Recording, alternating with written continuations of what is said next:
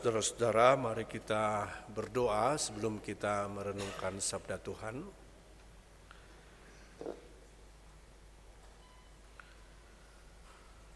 Tuhan Allah yang penuh kasih, kami hendak mendengarkan sabda-Mu.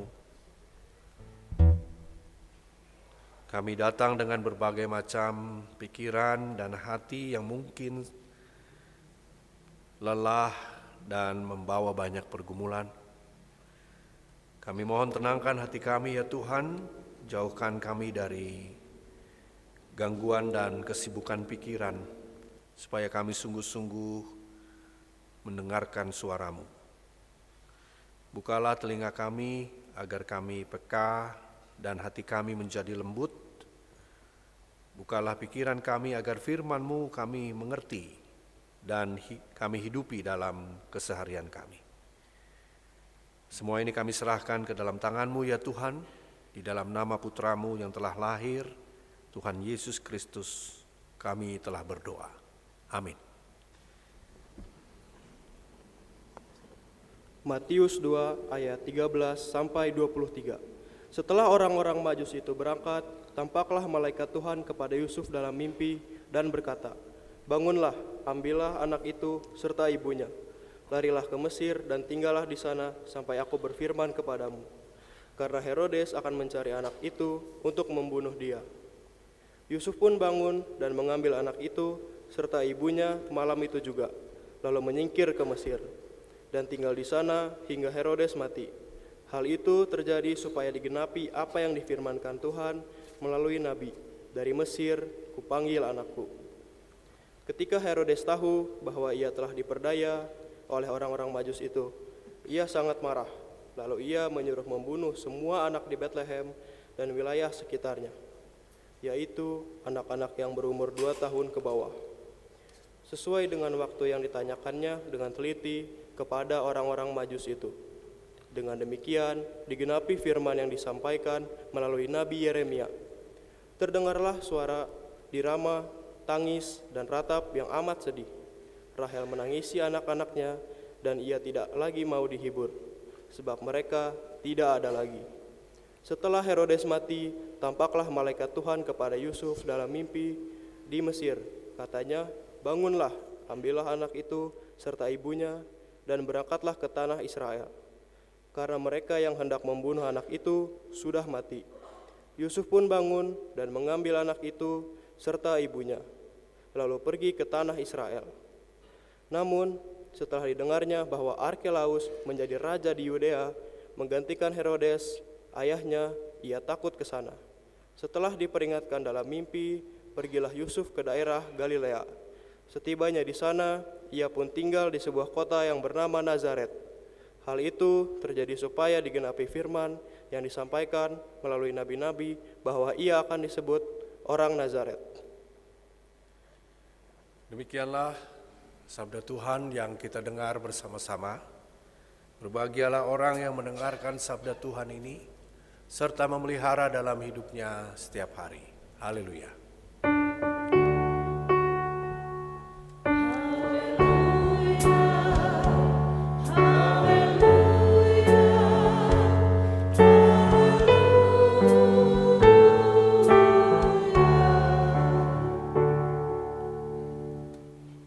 Selamat pagi Bapak, Ibu, dan Saudara yang terkasih.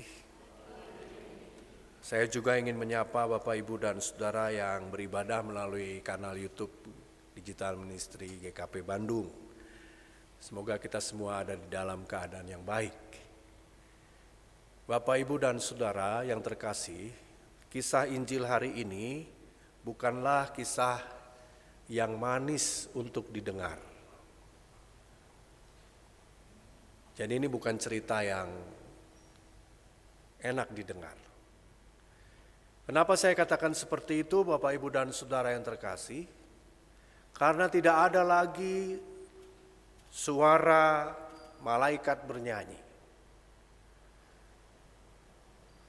Di kisah hari ini tidak ada lagi palungan yang hangat.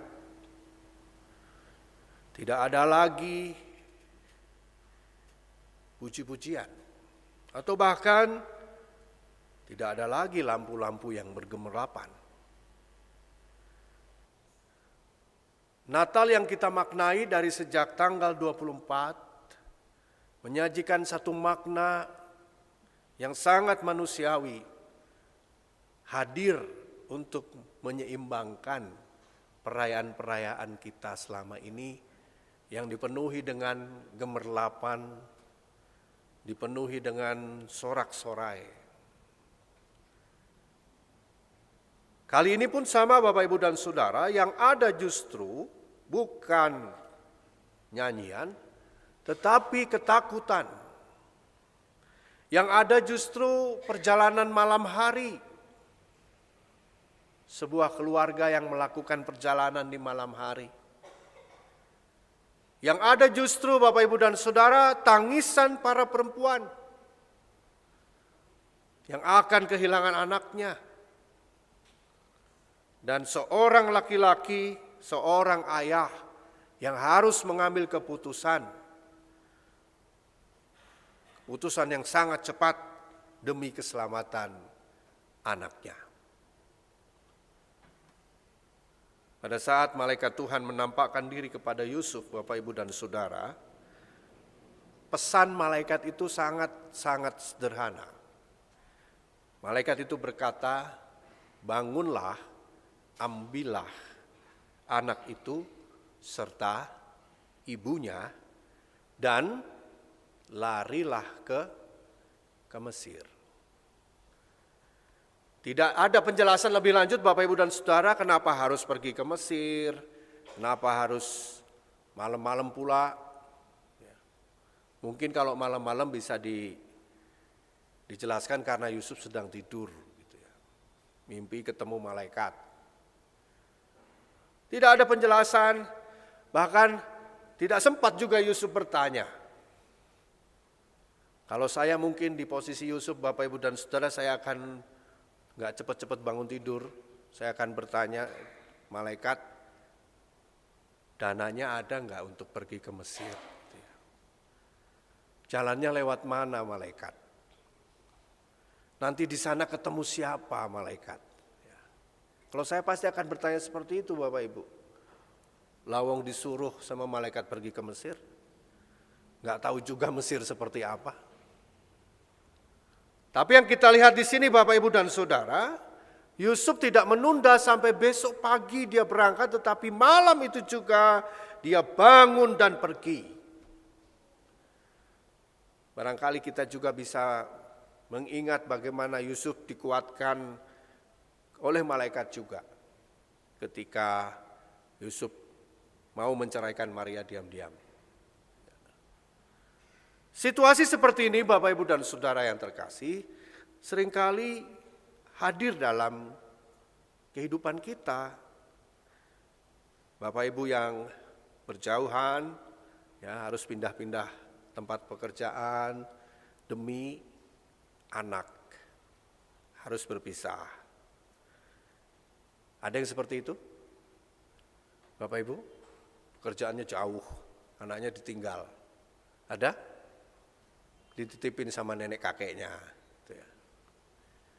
Ada juga yang bekerja seorang ibu dari pagi ketemu malam. Demi anaknya bisa bersekolah, mendapatkan pendidikan yang baik. Ada di sini Bapak Ibu? Ada. Bapak Ibu yang di rumah juga pasti ada. Ada seorang ayah yang memutuskan untuk, udahlah enggak usah jauh-jauh, pekerjaan sederhana aja yang penting bisa kumpul bersama-sama dengan istri dan anak-anaknya. Ada yang seperti itu? Meninggalkan prestis untuk bisa tetap bersama-sama dengan keluarga. Keputusan-keputusan seperti itu Bapak Ibu dan Saudara, yang jarang terlihat heroik menurut saya. Itu bukan keputusan yang heroik. Justru itu adalah keputusan yang merupakan tindakan nyata dari kasih. Jadi kasih itu bukan diucapkan, tetapi dia bekerja di dalam tindakan nyata kita sehari-hari. Begitu juga, demikian pula teks kita hari ini mengingatkan kita bahwa iman Bapak Ibu dan Saudara yang ditampakkan oleh Yusuf dan juga Maria itu tidak selalu berarti, iman itu tidak selalu berarti tinggal dan bertahan dalam satu situasi tertentu. Iman itu justru, kalau kita lihat di cerita ini, iman itu justru berani pergi Bapak Ibu dan Saudara.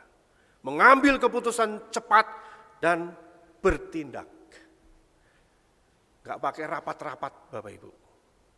Kelamaan dan kebanyakan rapat tidak menghasilkan apa-apa. Bukannya tindakan, malah cuma omongan. Dananya habis untuk rapat. Itu bukan tindakan kasih. Di cerita ini kasih itu bekerja dalam tindakan nyata Bapak Ibu dan Saudara. Pergi dari situasi yang berbahaya, pergi dari kebiasaan buruk, pergi dari lingkungan yang toksik, pergi dari lingkungan yang merusak masa depan anak-anak kita. Pergi Bapak Ibu, bukan diam dan tinggal karena lingkungan itu sudah rusak.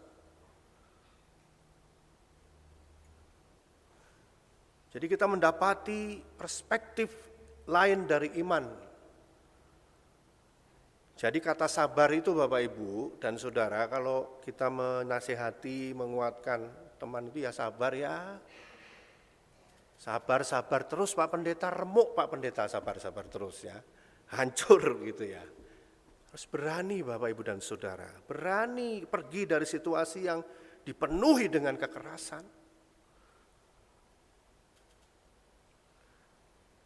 Lalu Matius juga Bapak Ibu dan Saudara menceritakan bagian yang paling tidak enak, yaitu ketika anak-anak Bethlehem mau dibunuh oleh Herodes.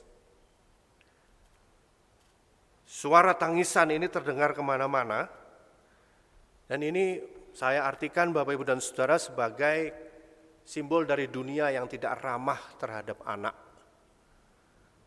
Dari zaman dulu sampai sekarang, dunia ini tidak ramah dengan anak, terhadap anak. Bisa kejam, egois.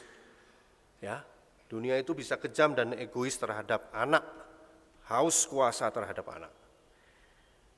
Di sekitar kita pun Bapak Ibu dan Saudara, kalau kita melihat misalnya data dari sistem informasi online perlindungan perempuan dan anak. Misalnya di Kota Bandung, Bapak Ibu saya mengutip dari laman Poltekkes API. Di Kota Bandung sendiri, kasus kekerasan itu terhadap perempuan dan anak itu tercatat sekitar 340 kasus di tahun 2024. Saya boleh dikoreksi kalau salah data ya Bapak Ibu. Dan sekitar 124 kasus kekerasan seksual terhadap anak di tahun 2024. Jadi angka ini memang tentu saja sifatnya tidak tetap, tetapi termasuk tinggi. Dan Bapak Ibu dan Saudara tahu tempat di mana terjadinya kekerasan psikis, seksual terhadap perempuan dan anak yang paling pertama? Di mana? Di dalam keluarga. Makanya panitia Natal ini, PHRG ini membuat pohon Natalnya dari rumah. Ini mengingatkan kita bahwa tempat pertama terjadinya kekerasan juga di dalam rumah. Orang-orang yang terdekat. Tapi juga Allah mengaruniakan keselamatannya mulai dari rumah. Jadi firman Tuhan hari ini tidak menutup mata terhadap kenyataan itu Bapak Ibu dan Saudara.